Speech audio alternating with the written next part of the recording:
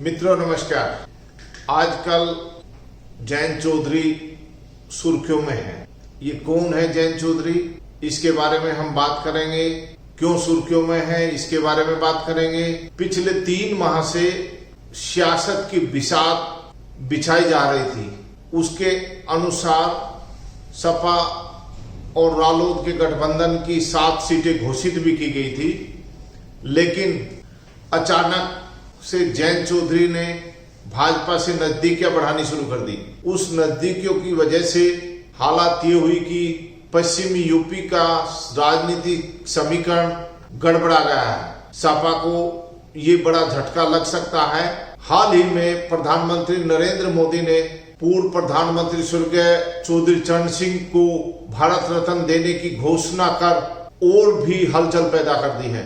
इसके बाद से जयंत चौधरी के बयान आ रहे हैं जिसमें भाजपा की नजदीकियां सामने आ रही हैं। जयंत चौधरी और भाजपा के बीच जो नजदीकियां सामने आ रही हैं, उसके बाद से स्पष्ट हो रहा है कि जल्द ही रालोद और भाजपा गठबंधन का ऐलान हो जाएगा। इसकी बिसात बिछ गई है।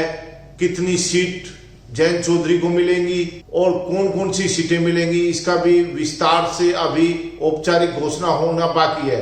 हालांकि कहा जा रहा है कि भाजपा की तरफ से 5 सीटों का ऑफर जयंत चौधरी को दिया गया है।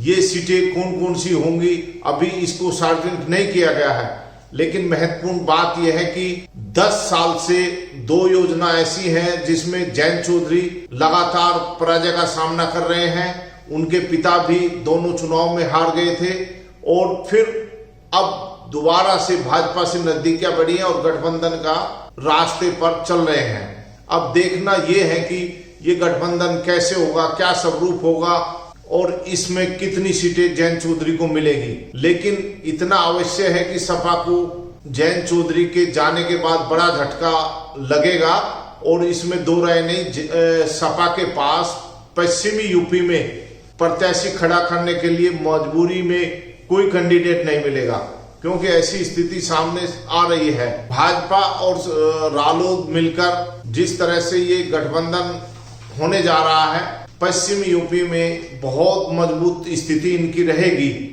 ये भी महत्वपूर्ण बात है।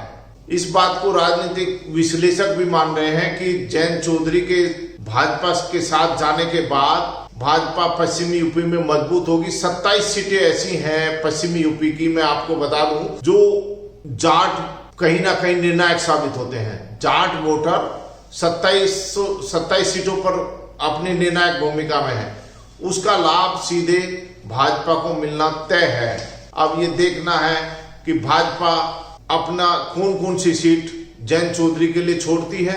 कहा यह जा रहा है कि जयंत चौधरी की पार्टी से एक सदस्य को राज्यसभा में भेजा जाएगा और एक को विधानसभा में भेजा जाएगा। ये भी कहा जा रहा है कि यूपी की सरकार में एक मंत्रालय भी रालोद को दिया जा सकता है। हालांकि स्वरूप क्या होगा अभी कहना मुश्किल है।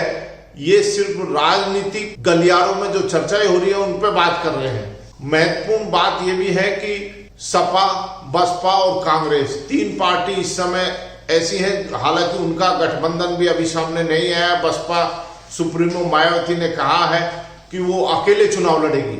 उनकी पार्टी की तरफ से कोई अभी एक घोषणा नहीं है कि वो गठबंधन करेंगे या फिर अकेले लड़ेंगे।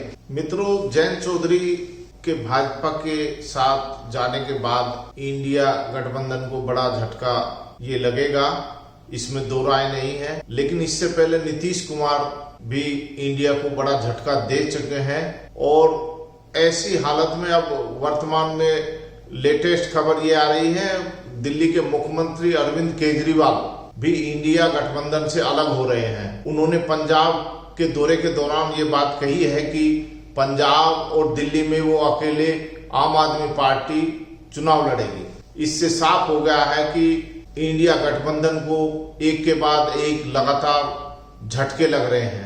अब इंडिया गठबंधन से किनारा अरविंद केजरीवाल ने किया है, जो बड़ा झटका है। पंजाब और दिल्ली में उनकी पार्टी अपने अलग कैंडिडेट खड़ा करेगी।